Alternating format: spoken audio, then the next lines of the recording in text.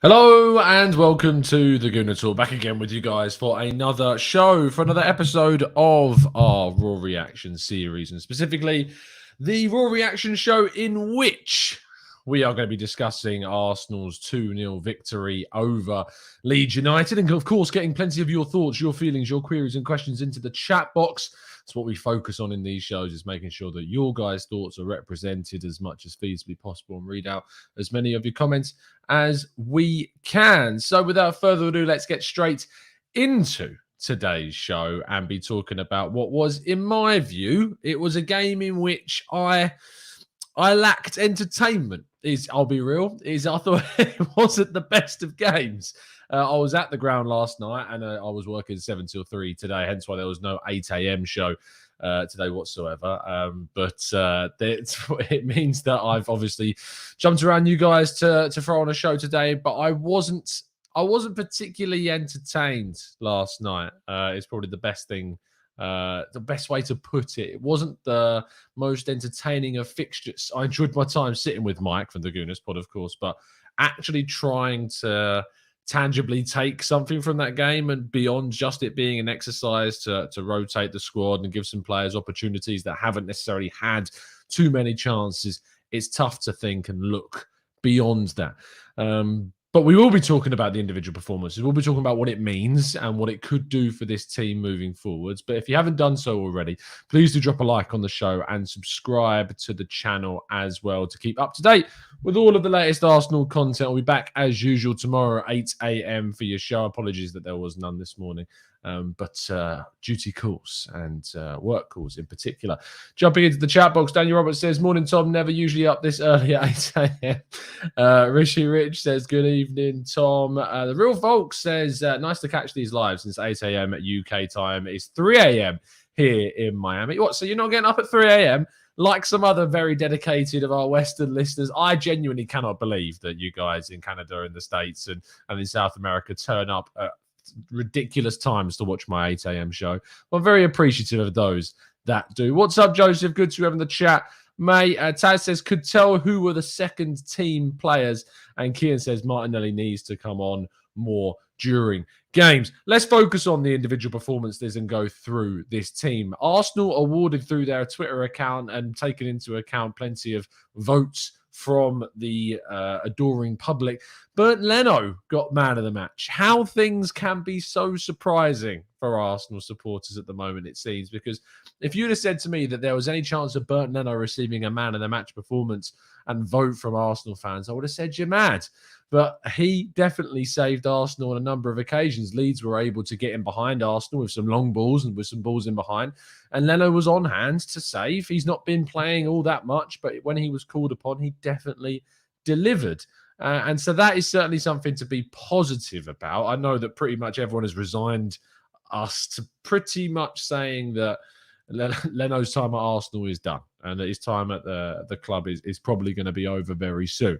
But what I would say is that it's going to be interesting in January whether or not he decides to continue on in the cup competitions. We'll be playing in those, well, I say we will. We all need to see who we play in the quarterfinals first. But if we were to get to the League Cup semi-finals, both of those legs take place in January. Will Bernd Leno still be here in January? That is certainly something that we're going to be trying to consider and think about as we go forward during that time. I think it will do a lot for Arsenal to probably move on a £20 million rated keeper and bring someone else in. It's when you've got £20 million worth of player sitting on the bench who isn't going to be getting too many minutes in the goalkeeping area, I would probably move them on and bring someone else in. But he may wish to try and stay and fight for his place. But based upon some of the words that he's spoken during interviews, I don't think it's that likely that he will end up staying, is my feeling around Leno at the moment. Let's see what you guys are saying about this in the chat box. Dan Robert says, "We're just trying to push Ramsdale even more and soon he'll be the best keeper in the world. Peter points out that it might have bumped up his price by a few million quid. I'm not sure a League Cup game against Leeds is going to really push up your price all that much. I think everyone knows that his market value is between that 15 to 20 million pound mark right now. With his contract running out at the end of 2023, we can expect this to be something that Arsenal will look to act upon in 2022 at the latest. In fact, is it? I'm pretty sure it's 2023 it runs out. So he'll have a year left on his deal come the end of this season. But I imagine that the club will want to do something about that contract before it runs out. Inter will take him soon, says Kian. I'm not sure that they will, to be honest. Inter Milan are very much interested in taking Andre Onana from Ajax. I'm not sure that Leno is on their radar at the moment. Good evening to Bro Pro in the chat, seeing what else you guys want to discuss from yesterday's game. White is fine, question mark. I mean, from what we've heard from Arteta, is that White suffered from a bug that's going around from illness. He's not expected to be out for a long time. Whether he's fit again for the game against Leicester is unknown. We'll obviously hear from Mikel Arteta I believe tomorrow. I think the press conference is tomorrow. It's going to be tomorrow or Friday. So we should hear from Mikel Arteta very soon. And I'm sure he'll be asked about the fitness of Ben White going into that game. The Real Folks says, truth is, a lot of the guys who played last night will hopefully drive up their price to sell or stay ready in case of injury. I mean, if you look through that whole 11, Leno probably would sell. Cedric would sell. Holding would probably sell. White, you keep him. Kolasinac would sell. That's already 4 players that I've talked about, and we've only gone through 5 of them. Mohamed El Neni would sell. Ainsley Maitland-Niles would sell. Gabriel Martinelli, tempted to say loan. I mean, I really feel like he needs regular game time, and he's not going to get that at Arsenal, and I feel like maybe a January loan would help him, but do we have the depth to cope without Gabriel Martinelli? That's the conundrum that we have. But I feel like at Arsenal, he's not going to get the minutes that he needs.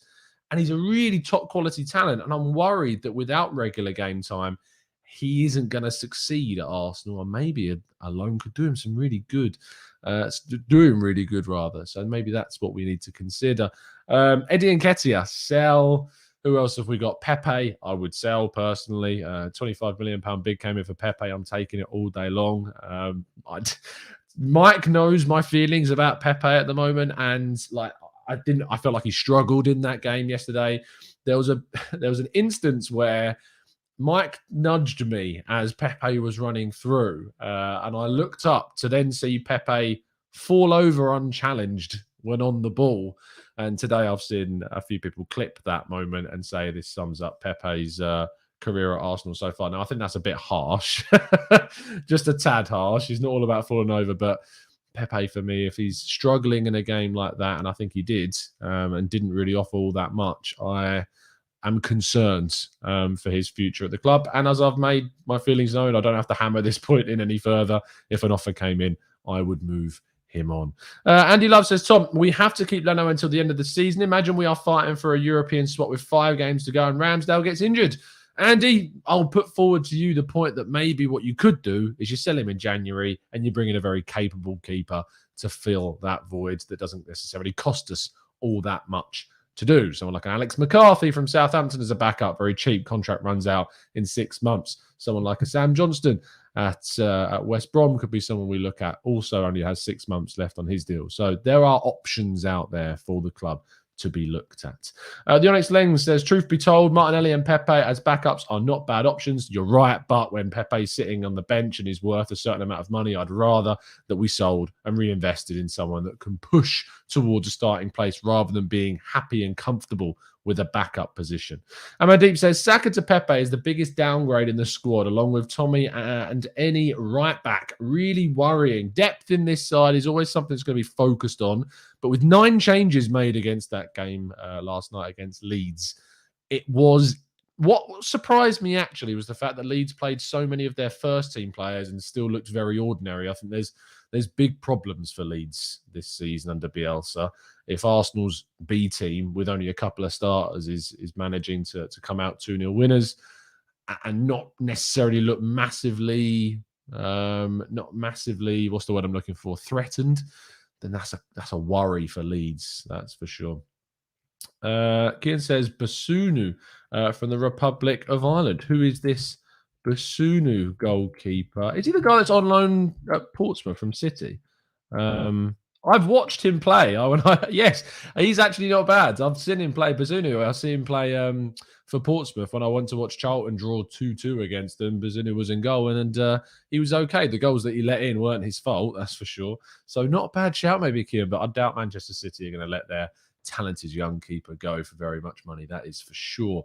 Taz says, I like Pepe, but he often controls the ball and hands it over to defender, or miscontrols the ball. Certainly does indeed. Joseph says, I'm in agreement with the consensus. It's time to move on from our £72 million plus guy. Dan says, if White is out for Leicester, would you start Tomiyasu at centre-back with Cedric at right-back or play Chambers? Well, if Rob Holding looks to be a bit injured, we don't know the extent of his injury from the game either.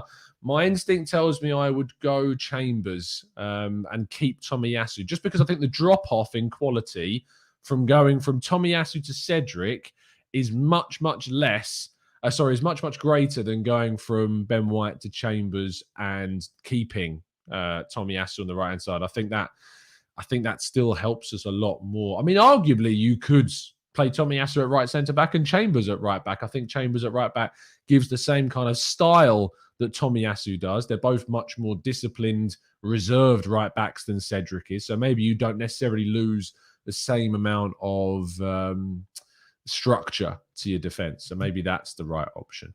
Food for the soul says, hi, Tom. Why does our fan base spill negativity even when we win games like last night? Not all games can be flawless.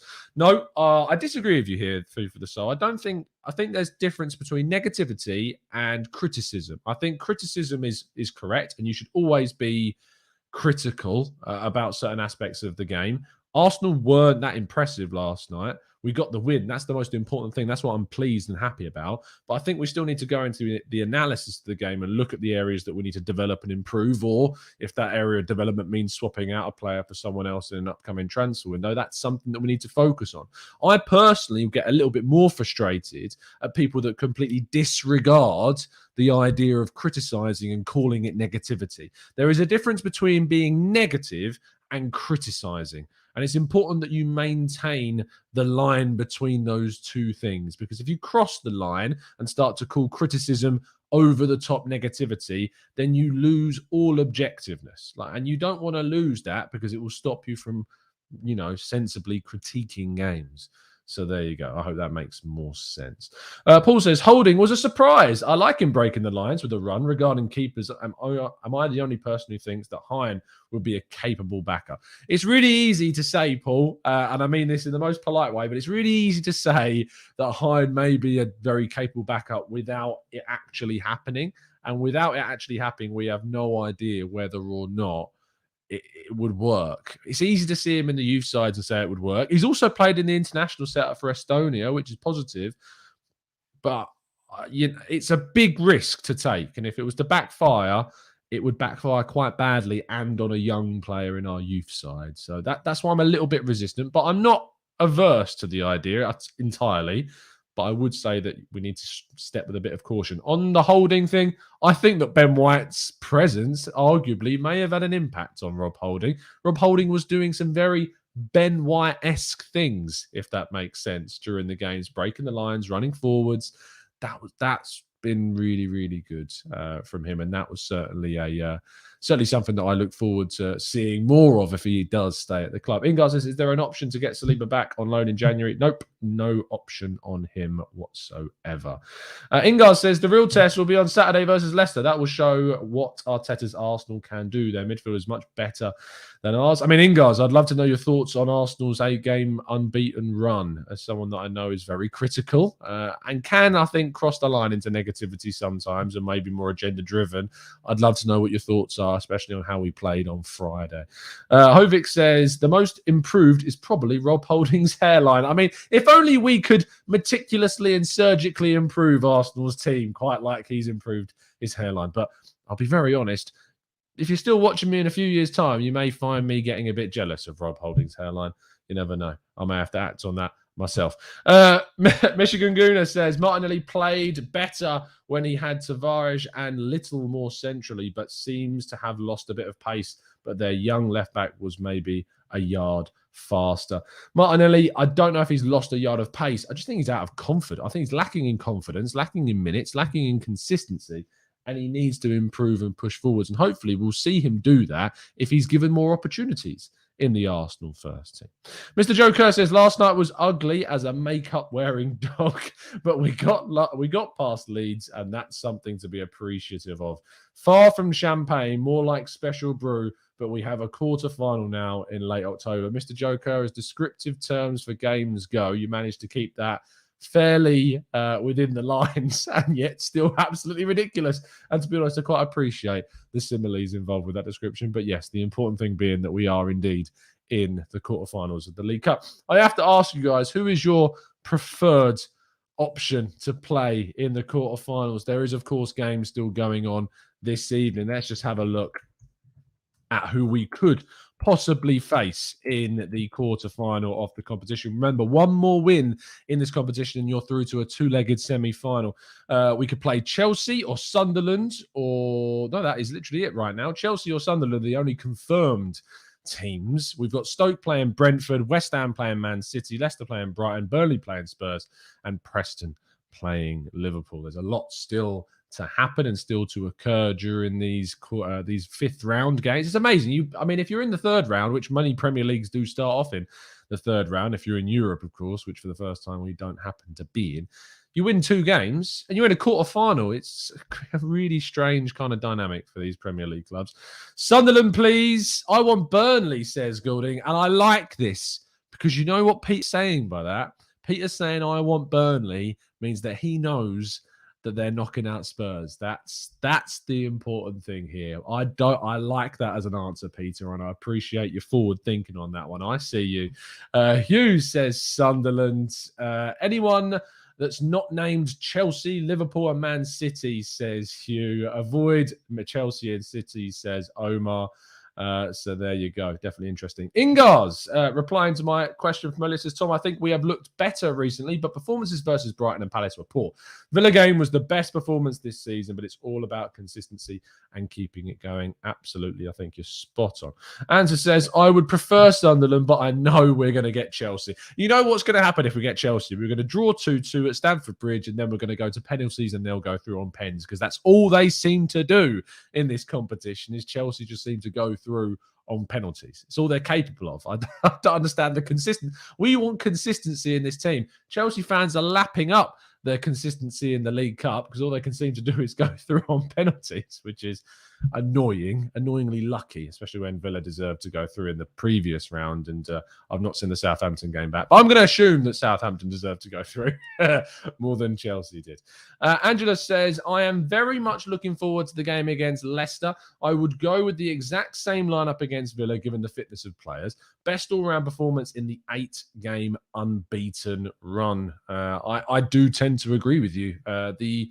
I like the idea of going with the similar. The only tweak I might make is taking out Lacazette for Odegaard. The only reason for that is because Leicester don't tend to play in the same way as Villa. In fact, looking at Leicester's fixtures, just seeing as how they lined up in their previous game when they beat Brentford away from home. Just having a quick look at where that is. There we go.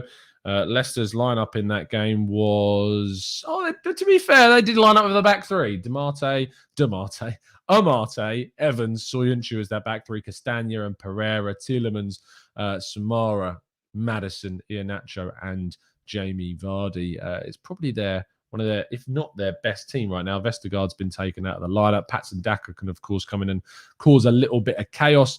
But I'm looking at that team. Harvey Barnes, you think maybe could get into there if they decide to go with a back four. But maybe we're going to use this same system again and tackle another back three system. We did manage to win at the King Power last season, with Willian having his best and probably only best performance of the season, bar the opening game of last season against Fulham, of course.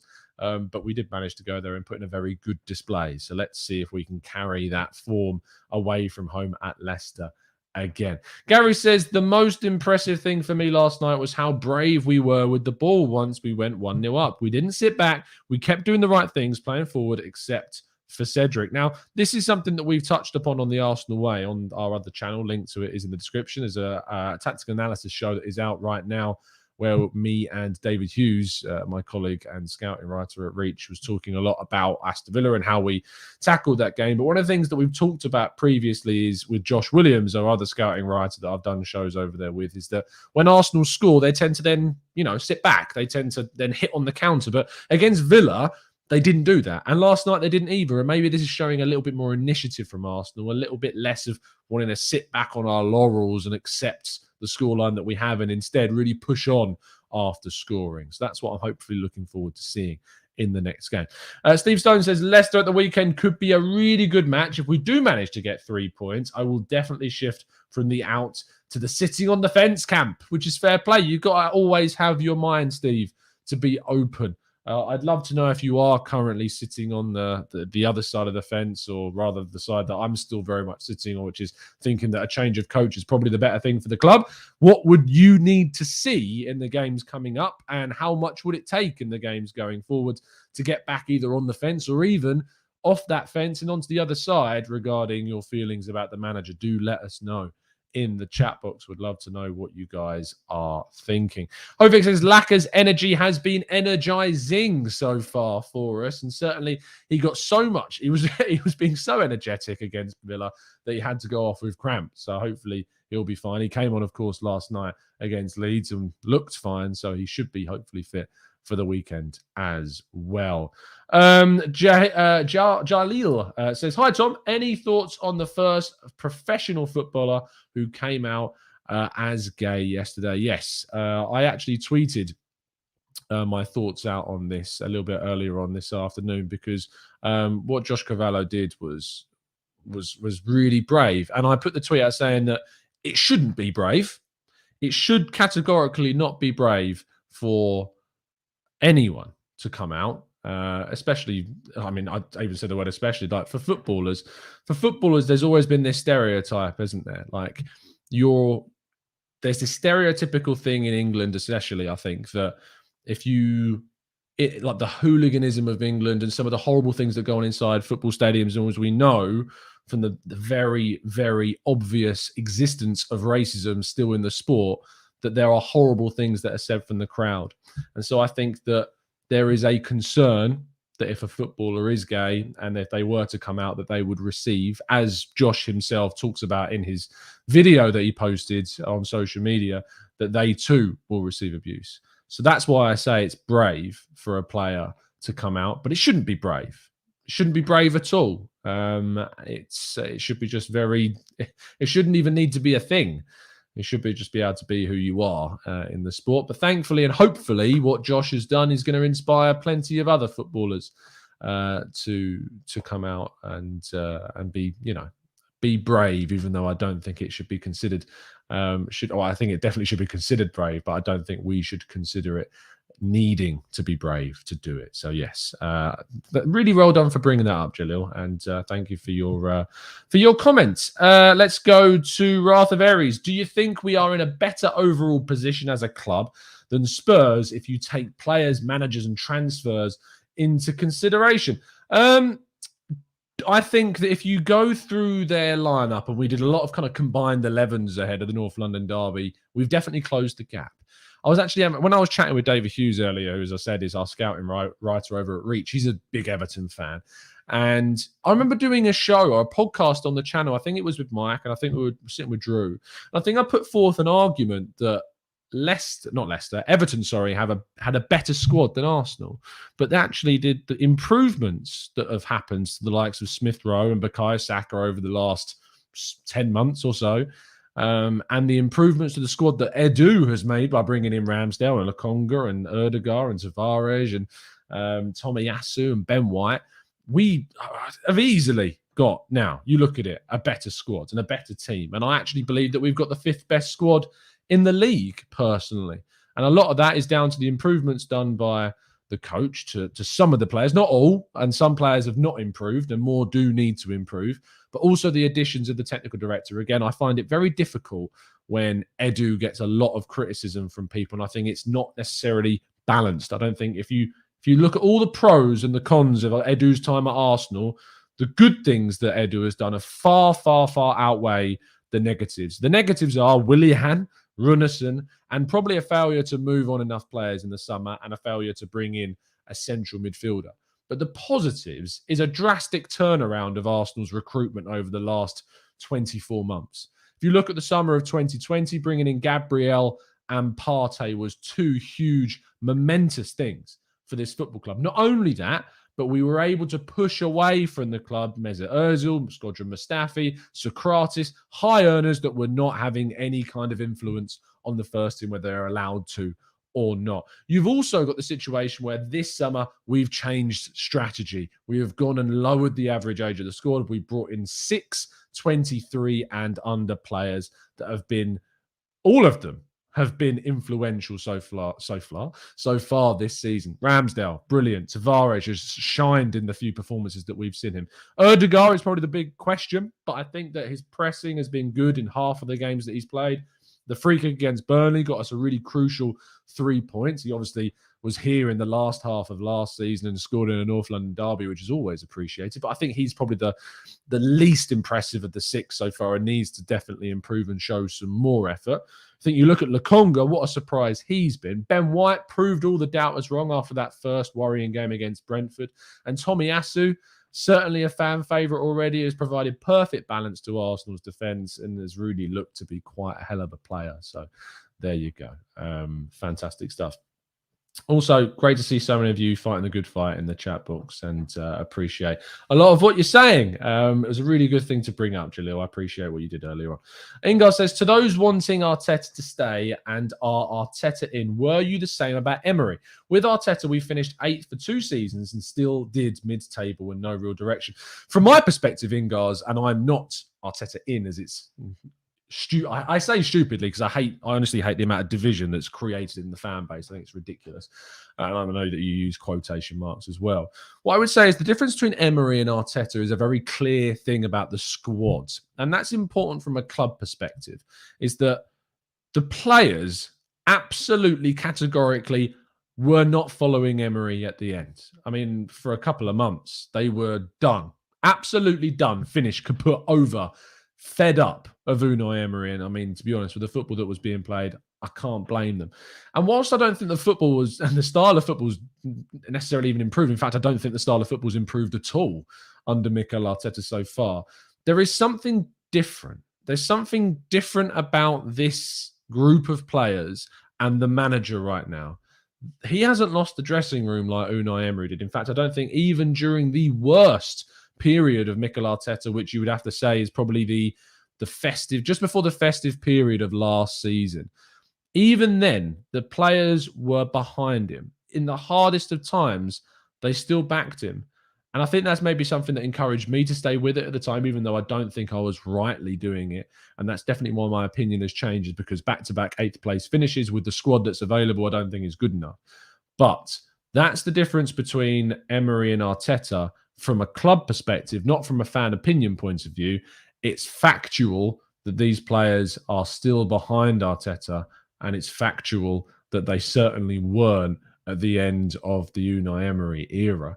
Now, I don't think that we should be looking to point out hypocrisy from fans. If you're still behind Mikel Arteta and you can come up with a good explanation as to why, I'll accept that.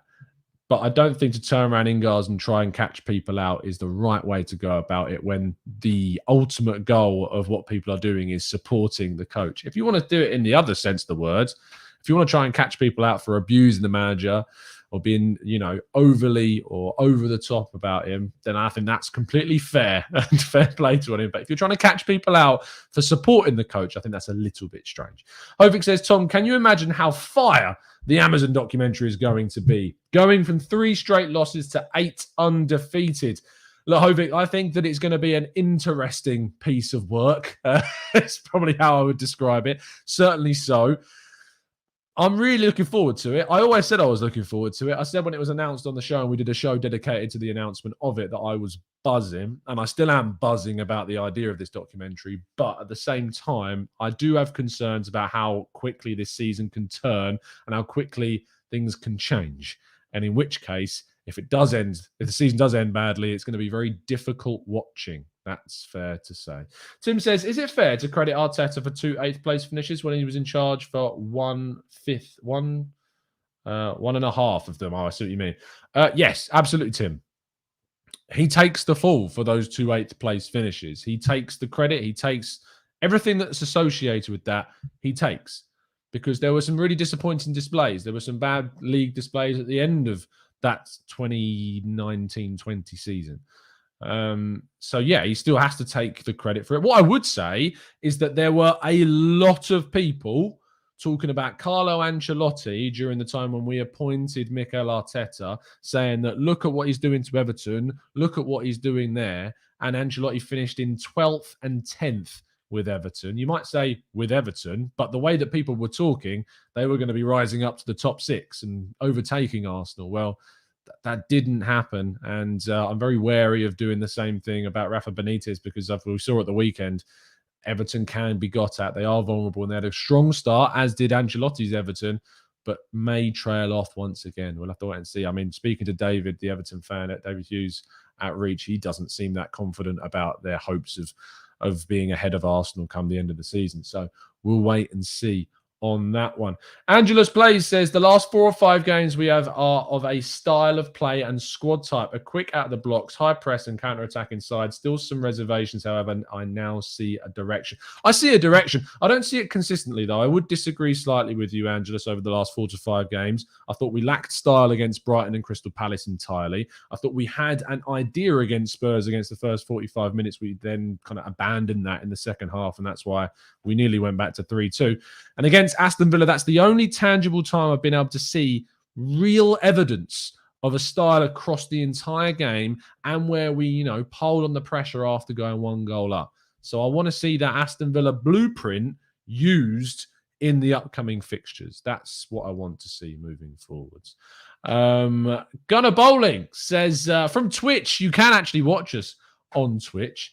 Drop a follow if you're down to run some together in time. Loving the stream and the vibes. Thanks, Gunnar Bowling. Really appreciate the support. We are, in fact, on Twitch. I mean, not many of us watch us over there on Twitch. I don't know. Honestly, I don't know why. I've just never really promoted the Twitch, even though we are streaming there live. I know most people tune in on YouTube and on Twitter. But if you'd like to give us a follow on Twitch and help us get up to 50 followers, then that's that first level that you need to get to. Then help us get to 50. And watch us there as well, and still drop a like on YouTube if you would like to show some additional support for the channel.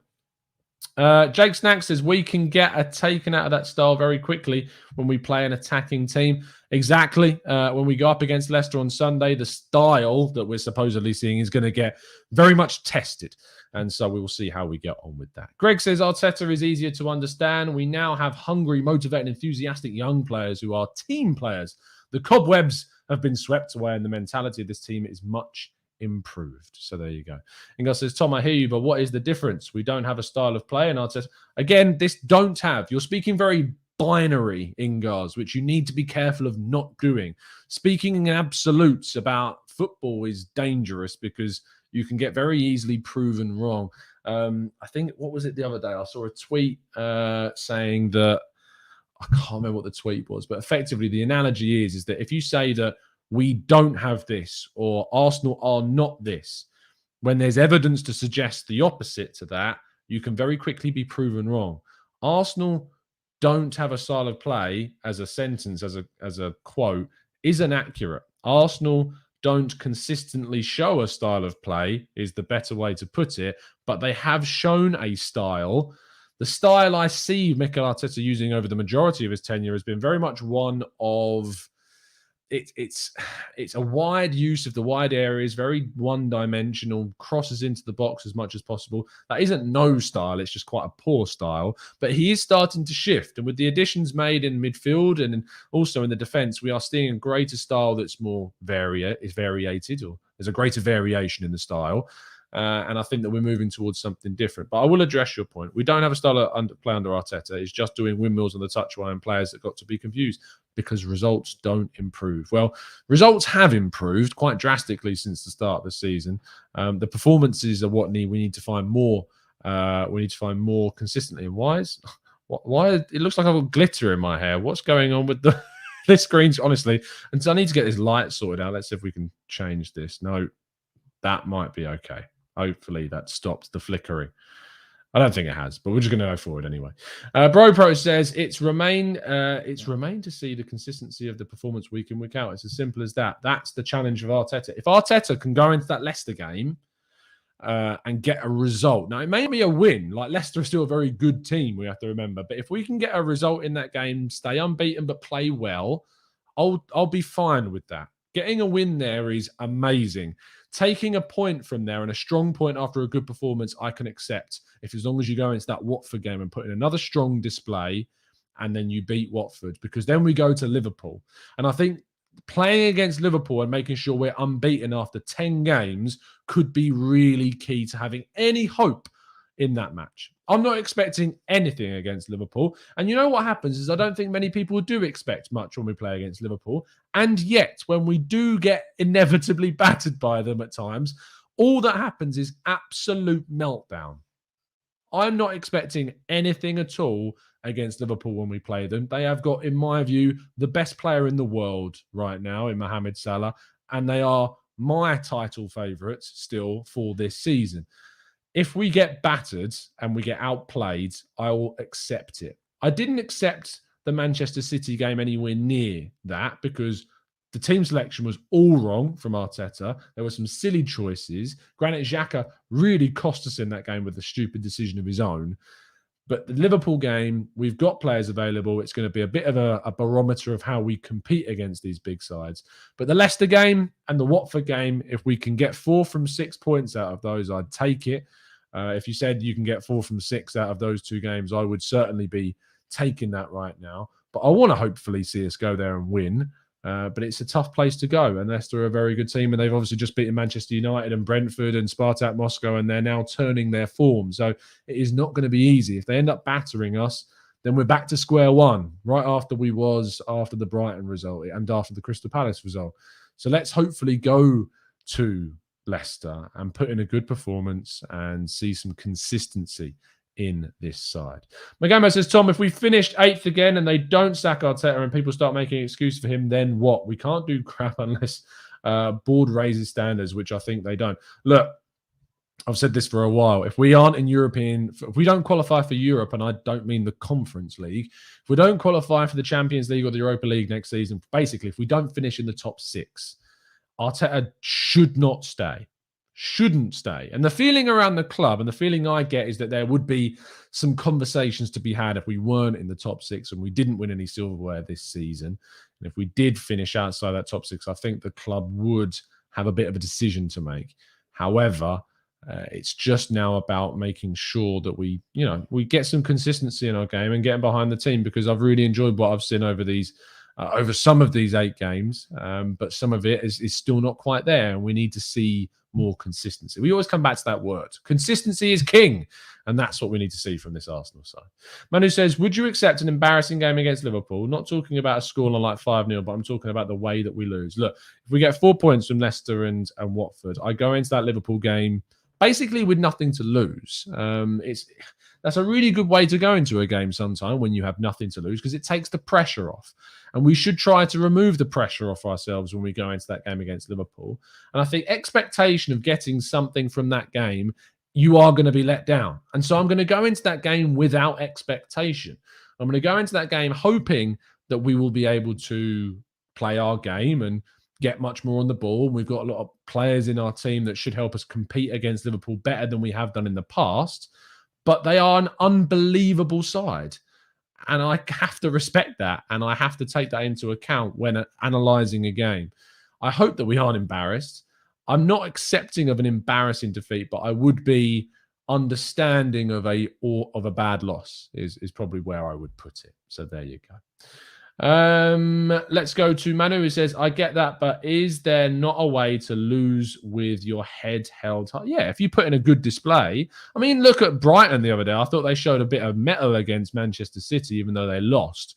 So those types of defeats, I think you can look at and say, look, we did our absolute best. We still lost really badly, but I think we came out of the game looking pretty good still. So yeah, I think you can lose a game and still come out of it with modicum of respect. Weedy Marley says, if Emil Smith-Rowe and Saka passed to others more, we would finish half of these games off in the first half. As good as they are not finished products, and they give the ball away more than getting assists. and they're young players. You said you've explained the reason behind your criticism, Weedy. We're relying on a 20 and 21-year-old to be our creative sparks of Arsenal Football Club. We're asking a hell of a lot of Smith Rowe and Saka, and that's why criticism of the two and heavy slating of the two I find very odd, very strange, and very agenda-driven. I think the pair are very young, and they're doing above and beyond what would be expected of players of their age in this team, in this climate.